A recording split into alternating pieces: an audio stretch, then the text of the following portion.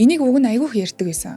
Хүнд ч хэлдэг, би өөртөө ч хэлдэг байсан. Одоо өмнөх жилүүдэд хүн одоо нийлж байгаа хүрээл айгүй чухал. Тэр нь гэхдээ заавал ийм амжилттай, ийм мөнгөтэй төгрөгтэй, тий, ийм хүн гэсэн үг биш шүү. Зүгээр л чамайг тайван байлгадаг, чамайг ойлгодог, нөгөө шүүхгүйгээр сонсдог энэ хүмүүстэй байснараа чиний одоо майндсет ч юм уу нөгөө нэг юм боддог бодол хийж байгаа үйлдэл зүгээр л ийм амьдралын чинь хэм маяг өсөж гин үү, дэвжиж гин үү гэж өөрөөсөө асуудаг. Тэр нийлж байгаа хүмүүс одоо хүрээлж байгаа хүрээлэл чинь чамайг ийм дарамттай хэцүү ч юм уу тийм мэдрэмж урт удаандаа өгч болохгүй. Найзуудтайгаа зэрэг өсөж дэвчихийг хичээдэг би. Бүгдээр ингэж хамт өсөж дэвчин. Тэр нь өсөж дэвчин гэдэг нь болохоор ажил карьерч орно, хувь хүний хөгжил гэдэг чинь тий, зан характер, юмд хандж байгаа хандлага энэ болгонууд бүгдээр ингэж орно. Жохон бахад нөгөө ингэж ярьдаг штэ. Тэр ингээд нэг тим зантай юм бэлээ. Тэгэхээр тэндээ нийлэхгүй гэдэг штэ тий. Тэр нь болохоор одоогийн бидний энэ үед яаж өөрчлөгдөж байгаа вэ гэхээр тэр тим зантай юм бэлээ нийлхэ болчих гэдэг нь биш. Тэр тим үзэл бодолтой юм бэлээ. Тэгэхээр энэ нь надад одоо харшилж байна гэдэг ч юм уу. Бүгдээрээ өөр зан чанартай, бүгдээрээ өөр юм персоналити зан чанартай хүн байж ич тодорхойлж байгаа